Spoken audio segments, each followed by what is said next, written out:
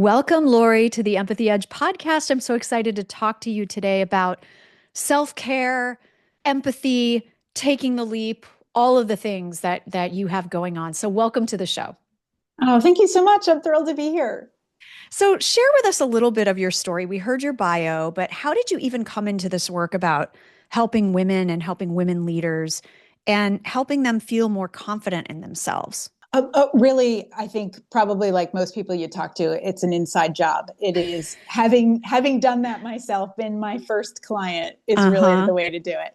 My background's in marketing, and I was Yay. successful and in the marketing and PR world, and realized that I was getting paid for skills that I was less good at, and not being paid for the skills I was most praised at. And that really led me down a road and a journey to find this work that actually aligns with my greatest skills. So tell me more about that. What skills are you referring to? So in the office, back in the marketing days, I was praised for reading a room. I could go into any meeting and I could tell you, especially client meetings, that I can tell you, the client said this, but they're really not happy. We really need to do that other thing because their voice changed when they talked about it. Like I could tell Uh-huh. my bosses that. And I started getting on teams. I started having the team members that no one could figure out how to manage. They were suddenly put on my team as well. So I could switch the way or alter the way that work that we were doing on a team to fit the personalities and the needs of the people there. Oh my And God. those are very natural coaching skills. Hmm. And yet they weren't great. It's not like I could pick up the phone and convince the New York Times to cover us or something. Like I Right. could, I I get you. could do it, but like I would have a panic attack while on the phone in a Yeah, way that wasn't the same, in these other instances. of course. And I sympathize. I empathize with you because I come from a marketing background as well. And what I realized later as I did like strengths finders and things like that Yes. were these skills about engaging people that I was often told they're really hard to work with. Or, especially marketing and working with technical teams. Or when I was in Yes. advertising, working with as the account manager with the creative teams, there were people I was told were cranky or they were really difficult to work with. And I would just intuitively build bridges with them. And I would have Yeah. conversations. And I was like the one marketing person they liked and trusted. It's Yes. so funny that your experience is very similar. And Exactly. I never in a million years, way back then, thought I'd be doing the work I'm doing now. But it does, to your point, it does feel more authentic to be doing this Yes. and like tapping into the things that we're good at. What I love about what you said is you were intuitively engaging in empathetic leadership, engaging in meeting your people where they were so that you could get the best out of them, so that they could do their best work and they could thrive. And ultimately, this is my whole point about making a business case for empathy. That's good for the business, that's good for the team. It's not just good for the individual. So when I hear folks say, like, well, I don't have time to coddle my people, it's like, well, do you have time to help your people help you make your bonus this quarter? Because that's what you'll do if you engage in empathetic leadership. Right. Right. I turned staff members around Yeah, because they suddenly understood things in a way that they didn't before. right. And we made clients happier. Yes. I actually had clients who would just call me about something that was going on during the day because they knew I would listen. And Yeah. it was like, we're keeping this business because the level of trust is high enough. And I Yeah. think, it depends on the organization if they value trust to that point, and that they're willing to develop it. But I think that, that mutual trust has Hmm. an empathy edge to it. The empathy edge. I love it. Now, your most recent book is Simply Leap. It's about facing the fear of reinvention and enjoying the crap out of your life. I love that definition or that description. You also wrote a memoir, I'm Scared and Doing It Anyway, about your own reinvention after a devastating brain tumor diagnosis at 28. And you and I shared, my audience knows about my brain aneurysm experience. My memoir, Rebooting My Brain, is all about that. And I'm just wondering, I'm seeing the connection between the work that you're doing and the experience that you had in terms of almost being scared to embrace a different way of being scared to embrace your own power when you're dealing with your coaching clients.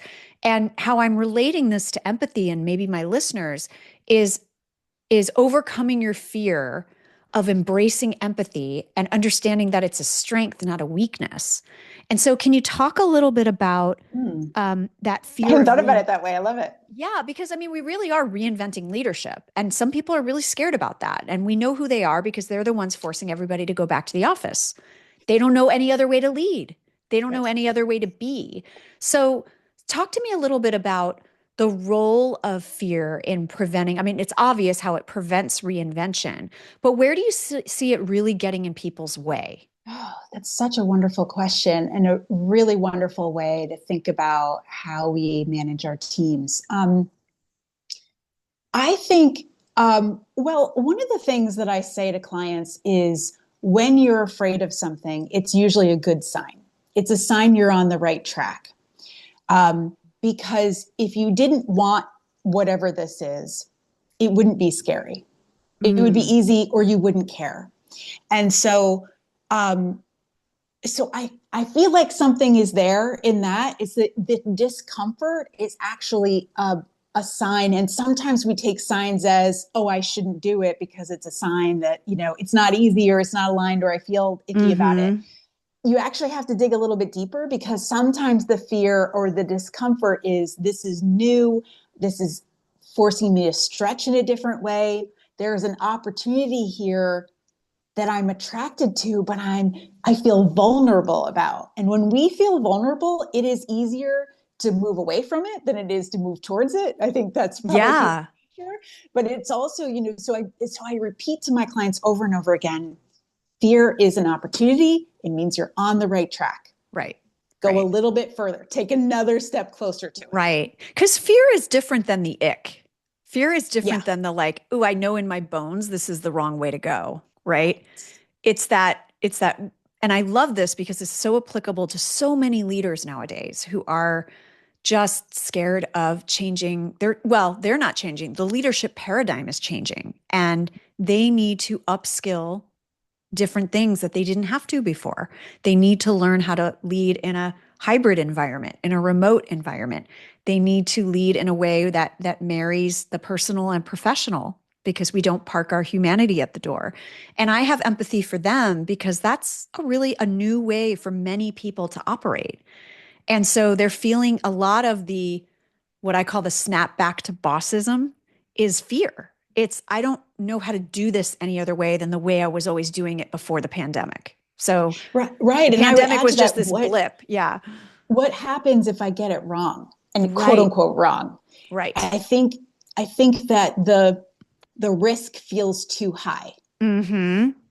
Yeah. The risk feels too high for me to get it wrong or to try. Like, Mm-hmm. it's a very binary kind of look at it. Either Either I'm or. doing the Mm-hmm. safe thing that I know how to do, Yeah. or I'm risking it all. And we also have to create the safety in risk.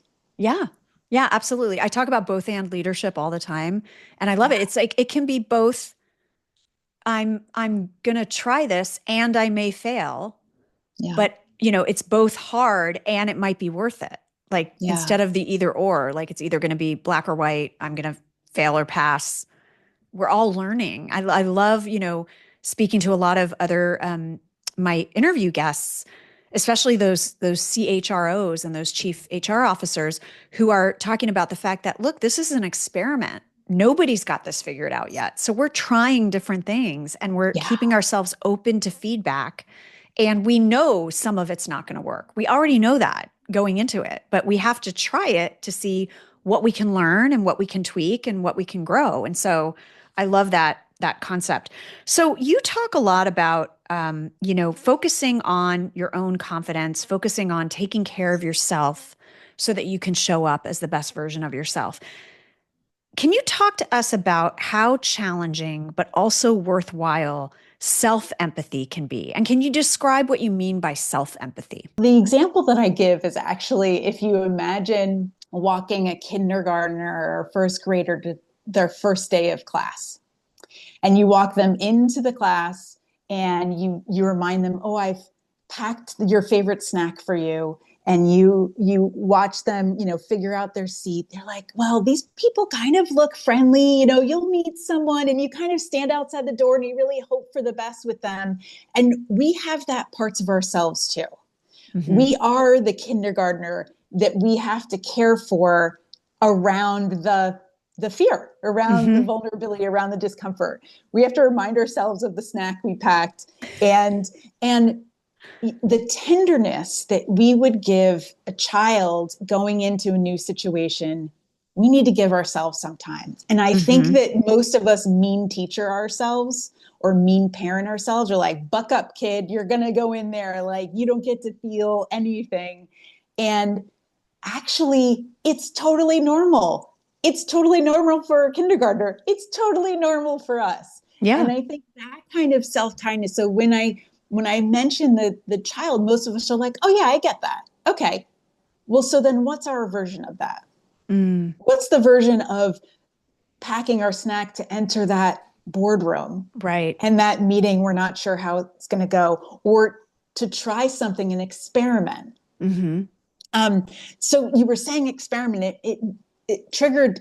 I always talk about research to my clients Mm-hmm. that as A students, as people pleasers, as externally focused folks, we have a tendency to look for our A's and our gold stars externally, Oh, and yet we've got to give them to ourselves. right.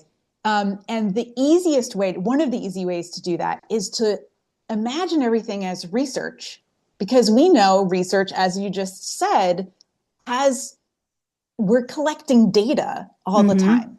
If Mm-hmm. all this is data, if every meeting and conversation you have is data, then we can come together and analyze that data, as Mm-hmm. opposed to, I've got one shot in this moment, everything, Yeah. failure, that's it. Yeah. The It's world will like, end. Yeah. yeah, but it's really that wording that's going to make it so much easier for us to approach with openness. Mm-hmm. I know, and that can get hard. I'm a type A overachiever, external validation gal. I'm the achiever on the Enneagram, Mm-hmm, and I mm-hmm, get it. And this is the thing I struggle with, and maybe some of my listeners do too. I feel like I'm so compassionate. I can be, not always. I can be compassionate and empathetic with other people. But when it comes to myself and I try to do, tender, like I love the word you use, tenderness, tender self-talk with myself, I have this little voice that like says, you're just placating yourself. You're just babying yourself. Like mm-hmm. you're fooling yourself. And it's really interesting to try to figure out, well, where's that voice coming from? And is that actually what I subconsciously think about other people who I'm comforting? It's like this whole metaphysical, well, I'm not going to turn this into a therapy session for my listeners, but I'm sure that there are a lot of other high performers as well that like, well, that yardstick is good for you, but not Mm-hmm. for me. And I'm wondering Yeah. how we break ourselves of that pattern to say, why is your yardstick so high and, if I may say, unachievable? Well, one of the things I think that comes up is, because we're so future focused, Mm-hmm. we don't always notice the path that we've been on. We Mm. don't always, we often can notice the thing we don't know now, Mm-hmm. but not the thing we didn't used to know. Right. And because when we look back, it seems so quick that we figured that out. It didn't feel that way No. when we were staring it in the face, when we were Yeah. trying to figure it out. And so I find like a lot of my work is, do you remember 2 months ago when we Yeah. talked about this? Um, I find that actual real examples Mm-hmm. work the best, Mm-hmm. especially when we have a very loud inner voice. Mm-hmm. That might be the mean teacher, or the mean parent, or Yeah. you've got to figure this out pretty fast. I've So I often have my clients make a list of compliments you've received as you receive them, or a Mm-hmm. list of things that you accomplish as you accomplish them. So that Mm-hmm. way you have something to refer back to. We Yeah. actually need We need the data. We need the physical evidence. And I know this sounds simple, but most of us high achievers never look back and don't allow ourselves to judge ourselves for looking back too. And so the beauty of recording in whatever way, so it could be a note on your phone or a list by your on your desk or a post-it note or something. The small amount that we can do, the tiny easy way that we can do it, really makes a difference, because then the data doesn't lie. Yeah, absolutely. Because I our talked about minds this. totally lie. Yes, 100%. And in the Empathy Edge, when I had my section on how to strengthen your empathy as a leader, my previous book, one of the tips I had was to build your self-confidence. And that was one of the actual tactical tips, was create a folder on your email, or in, I have one in my file drawer too. And that's where I have one on my email called Sweet Stuff. And that's where I put all the things where someone's going, oh my gosh, you did this amazingly. You did this great job. Like, I put that there because we have to go into our interactions with other people with that tank full, with that sense of self grounded. Because if we don't, that's why that's a tip for strengthening empathy, is because if you're not broken, but if you're feeling hurt, if you're feeling unsure, if you're feeling depleted, exactly, you cannot take on another person's point of view without defensiveness or fear. And so it's a reminder of going back, and on those days when your confidence flags, going back to those files, going back to those notes, going back to it's so funny because just the other day, I was reading feedback forms that were sent to me after a conference where I spoke. And I did my own evaluation from the stage, and I got really great feedback. This was from the conference organizers. And 90%, 95% were like, oh my gosh, so positive. Like, this was so useful. Loved your presentation, la, la, la, la. And then a few people got their knickers in a twist about the fact that I mentioned I had a book. They thought I was selling from the stage because I mentioned my book. And I mentioned that I was going to be at a book signing at the event right after my talk, which I was just telling people so they knew why I was running out of there. So whatever. But of course, what do you do as a high achiever, right? Pages and pages of feedback. And then I shut it. It's so funny. I closed the document after I had read only pretty much the negative ones. And I stopped myself and I said, no. And I opened it back up and I read only the positive ones, which were most of them. And I skipped over the 4 or 5 kind of negative ones. And I thought, why do we do that to ourselves? Oh my God. I know. It's so important to remind ourselves that our brains do that naturally. Yeah. And so we have to do everything we can consciously to shift our brains away from it. Yeah. It's a natural human response. Right. Okay. I know it was supposed to help me with like bears and snakes.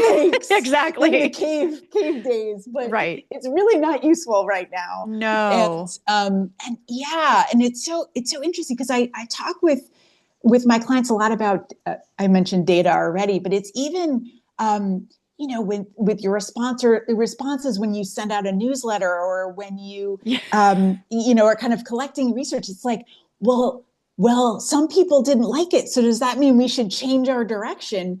Well, actually, let's talk about context. So much of this is about context. Right. Something about them that was happening, the number of people that have, like, how many statistically, if only 4 out of 50 responses said do it differently, well, statistically, you'd never do that.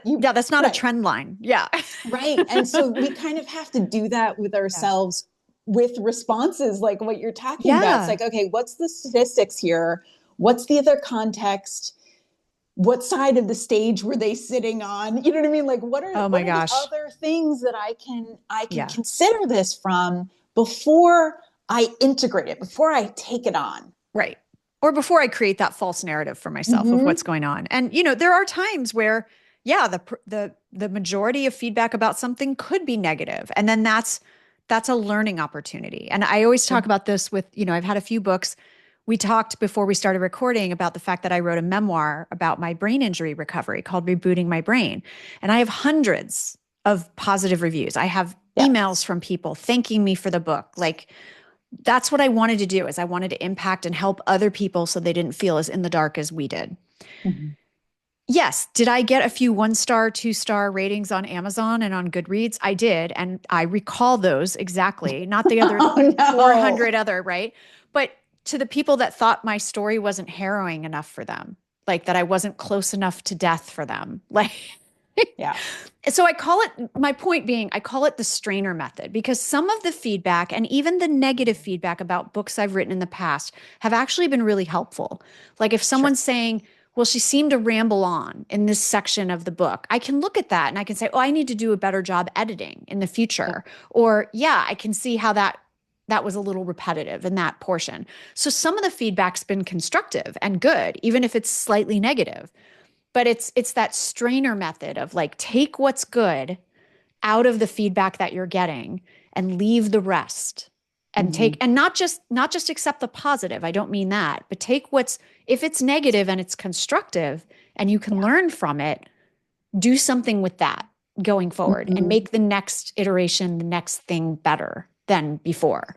So, and But again, this there's all ties. also the ability to separate yourself and your Mhm, sense of self. We were talking about self-empathy before. Your sense of self it should be separate than the feedback you receive. And I mhm, think especially if you're an over empathizer, or if you're a people pleaser, further mhm. than that, it's really hard. That boundary is a little porous. Yeah.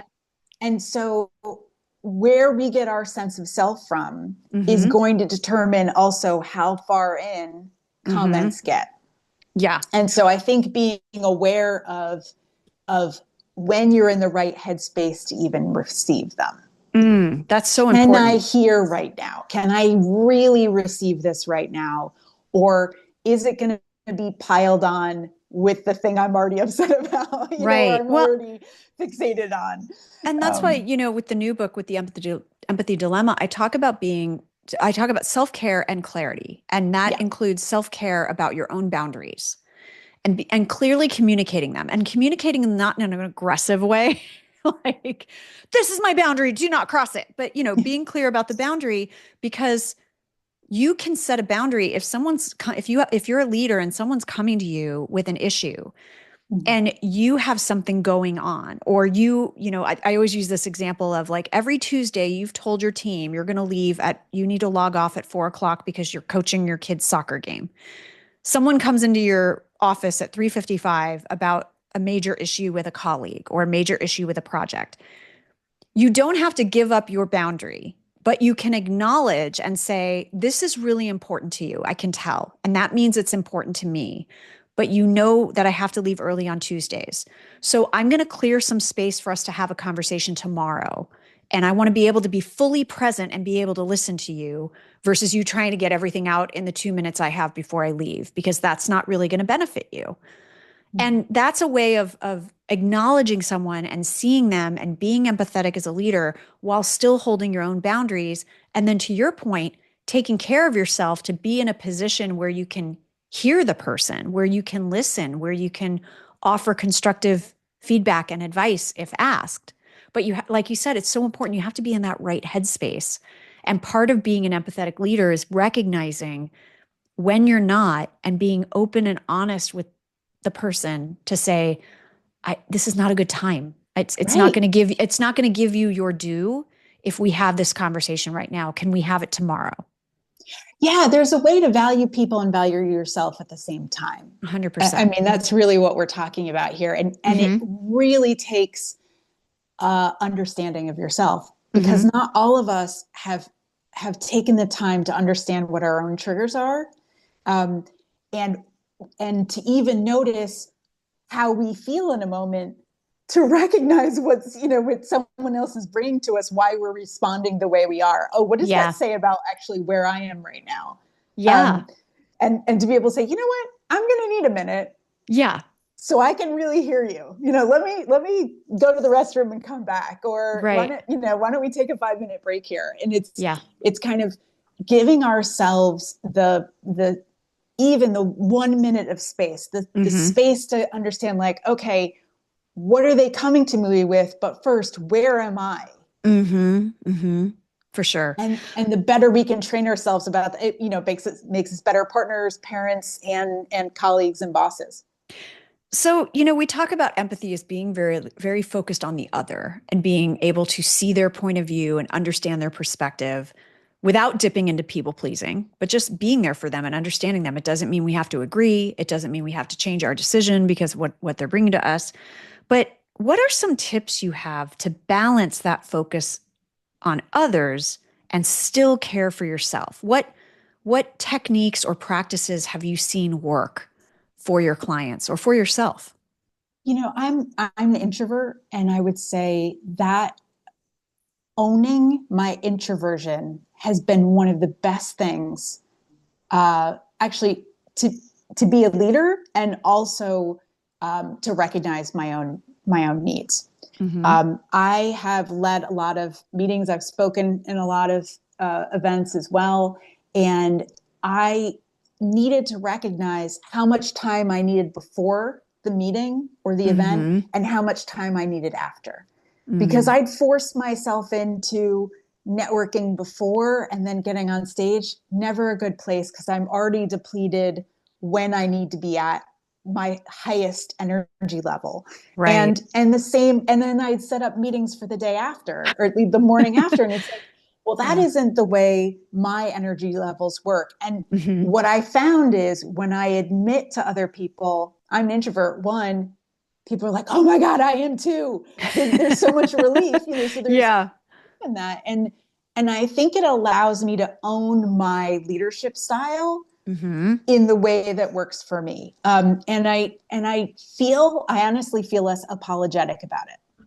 And I think that is the part that I help clients most with, is what's a way to own who you are without apology, Right. as an invitation instead. How Right. can you invite people in by owning something about yourself Mm-hmm. that maybe opens the door for them to own something too, or make room for both of us? I love that theme of owning your leadership style. And I go back to as well the dark side of that, where some people read books or hear that Mm-hmm. advice and they swing the pendulum too far the other way of becoming unyielding. Of, like I Yes. said, the passive aggressive, like, this is my leadership style and I'm not going to change. There's a way to communicate that to people in Mm-hmm. a loving, open way. Yeah. Not that you have to be someone you're not, but there's a way to communicate that that's not so much putting a barrier in front of yourself versus just, hey, this is who I am and this is how I operate. Do you find that it's hard for people to balance that? So they come to you and then they take that advice and then they're, pissing off coworkers or colleagues because they're being aggressive about their boundary setting. Do you know what I'm saying? Is there a dark Yeah. side to that? The thing that I would more likely say is that people's responses to your boundary requests, um, it's often about them. Mm-hmm. So I've talked with, I lost my mom last year, and so, like, there's a lot of kind of grief about that. And folks will have lots of opinions and say, like, she's in a better place, or or don't you feel relieved, or whatever. Like, people say these things, and it's never about you. No. It's always about them. So I would say that, I mean, for me, the context about that is normally when people respond to your boundaries, as long as you've given some effort, most people respond from their own place. Mm-hmm. And if they're not great about boundaries, they get really uncomfortable about yours. Mm-hmm. Mm-hmm. So it could be an invitation for a conversation. Mm. I wouldn't give up with the negative. If you're getting a negative, like, someone's really holding boundaries, is it because of something that's going on with them? Is there something that can be named that actually brings you closer together, as opposed to Mm-hmm. further apart? And we're not in a society where that is encouraged. But I think that you have the books that you do, I do the work that I do to really turn the tide. Yeah. And Yeah. staying in it is so Yeah. powerful. Yeah, it Yeah. really can change our environments for the better. I love that. I love that so much. Um, so let's talk a little bit more as we kind of wrap up on this idea of fear of being an empathetic leader or being a people-centered leader, this idea of fear around, I'm going to get taken advantage of, I'm going to get walked all over, all of the false narratives that some leaders tell themselves about bringing empathy to work and even getting to know the people on their teams or the people at work on a personal level. Not that everybody has to be best friends, but Yeah. what do you think is behind that fear? I know there's probably a variety of reasons. People have different neurodiversity challenges, people have different social comforts, but what do you think is behind some of those fears and how can we help leaders and colleagues get past that fear of connection as much as we can within a workplace? Gosh, I think I would go back to what I was saying before about the positive side of fear. Mhm. Um, that I think that it was a bit destructive, the whole culture around fearlessness, that we need Mhm. to be fearless. Yeah. And I think fear has so much to teach us. And so fear in a work setting can also be really positive. There is an opportunity here. And I think that if we can shift in ourselves how we feel about fear, Mhm. and what we say to our, like the narrative that we tell ourselves when we Mhm. feel it or when we Mhm. notice it in others, Mhm. I think that we see more of the opportunity there. I know that isn't exactly what you're saying, No, but I feel like it's so important. I like where you're going with this because I think I'd like to just pick at that for a little bit because I'd like Mm-hmm. to understand what you think about how fear is viewed in our culture and also in a corporate culture. What do you see as the negatives around that and how can we change that narrative? Like whether it's about fear of empathy or not. That's just I'm just curious about that. I think that we see weakness in fear.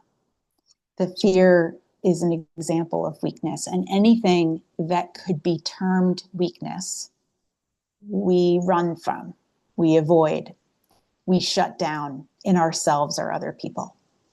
And if we can wait a beat and just notice the feeling first, Mhm. notice the sense in the room as a conversation is happening in a meeting, it gives us a chance to see the thing underneath it. Mhm. And fear and anger are the first responses. They Yeah. aren't usually the actual feelings underneath it. Right. Right. Not many people wait to see what else is there, Mhm. or stay curious enough. And I think that that perhaps is the, because we're afraid of fear, Mhm. that's the thing that comes through in our culture. Mhm. Wow. Yeah, I love that perspective and it's making me think about what if we're not the one that's operating from fear? So what if we're on the other side of that table and we're dealing with a leader or a colleague that is unable to connect with us because of their fear? Do you have any advice for listeners or us about that? How can we help them build that trust? How can we help them feel okay with that connection? I'm thinking specifically of, I moved this summer to I don't live in the San Francisco Bay Area anymore. I live northeast of Sacramento and I met a lot of new people.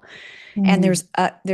there's one person that it's there's a lot of fear from that end of creating a connection and it manifests as Yeah. social awkwardness and I don't know how to respond to it. My instinct is to double down, which is probably making it worse, right? I'm trying to be Right. friendlier, Increase intensity. increasing the intensity is probably not good. And so I'm wondering, and I know I've worked with people like that too, where it's sort of like I've made it my mission to get them on my side, to like win them over, right? because I can sense there's a fear around that. Or, if you are a high achiever and you have a boss you think doesn't like you, well, you double down on that. Well, I'm going to make you like me. I'm going to make you have a relationship with me. So, do you have any advice for the people that are probably not your clients on the other side of the equation? Yeah. How we can interact with people operating from fear in a positive way to create a positive relationship? Yeah, so a few things because one is curiosity. Curiosity is Mhm. so the answer in so many instances. If we can stay 100%. curious, oh my Lord. But let's just be clear, curiosity is not easy. It is not the first thing most of us pick. No. And So if some people feel attacked if they feel like I've noticed yes, this too when I lean into curiosity, especially about right, this one person. It sounds like I'm peppering them with questions, right. right? And And now so I'm going to interview then they're you. like, "Rah, rah, rah, rah." Yeah, you can see them backing Yeah, up, right. physically and emotionally. But yeah, So so I want to keep that in the background because I think that we can stay curious in our minds even if we don't are verbally curious. I Do you know what I see. mean? Like Yeah. curiosity can also create a pause. And I really think one of the themes in our conversation is pausing as Mm-hmm. much as you can. And Mm-hmm. so if you can get yourself to pause and internally stay curious, you might notice more about their tone of voice. You might notice more about their facial expressions. You might notice the thing that they just are talking about that you were glossing over and like, oh wait, this is really important to them. I didn't even realize. Mm-hmm. So pausing and curiosity is always number one. The second thing is often, especially if your peers, the person is waiting for someone else to go first when it comes to anything vulnerable. Mm-hmm. I'm not going to let my guard down until I can sense it's safe. And if you're noticing some kind of reticence in the other person, Yeah. it might mean you have to create a safe space, not by throwing yourself at Yeah. them, but Spilling all your dark more like, secrets. Yeah. right, more about kind of, uh, more about, sharing first Yeah. Yeah. or, and leaving space. And the other thing is that people are on different paths. And Yeah. so some people take longer to warm up. And I always keep in mind this colleague that I work with that I really thought hated me. And oh my gosh, because she was so short. She was Yeah. working in New York. Like there's a lot of, Yeah. like She was New York very curt and people are direct. short Yeah. talkers. Uh-huh. Yeah. And she said to me once, once you're in, Mm. meaning she's got a hard shell, but soft on the inside. Mm-hmm. And I always remember Yeah. that the hard shells are often really soft on the inside. And that's why Right. they built up the hard shell. Right. And so my job or your job isn't to crack the shell.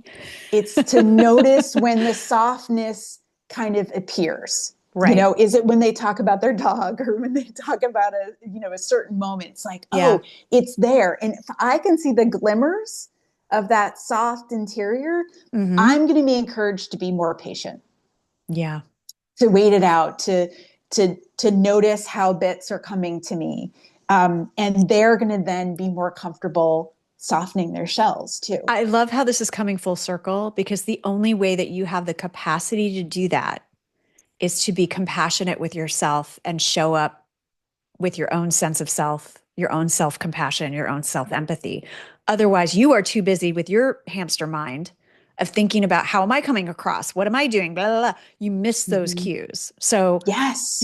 you brought us full circle. I love it. I love it. You're welcome. Lauree, I could talk to you much, much longer, but we've got to wrap. So I will have all your links in the show notes and especially your link to Simply Leap and your other books and all your goodness. But for folks on the go, where's a good place for them to get in touch with you or learn more about your work? Yeah, so my business is Simply Leap, as you said, and that's the best way to find me, simplyleap.com. Because leaping is not simple, but talking about it really helps make it more. So Simply Leap has just been such just a great name for me, and Yeah. so I'd love to see you there. I also have my books are there as well, Wonderful. and my new membership program that I'd love. So thank you, Lauree, again for such a great conversation. So much fun to talk to you and kind of tease out all these different concepts. hopefully we've shared some good insights with our listeners, and just really thank you for being here. Oh, thank you so much. And thank you, everyone, for listening to another episode of The Empathy Edge. If you like what you heard, you know what to do. Rate, review, and share with a friend or a colleague. And until next time, please remember that cash flow, creativity, and compassion are not mutually exclusive. Take care and be kind.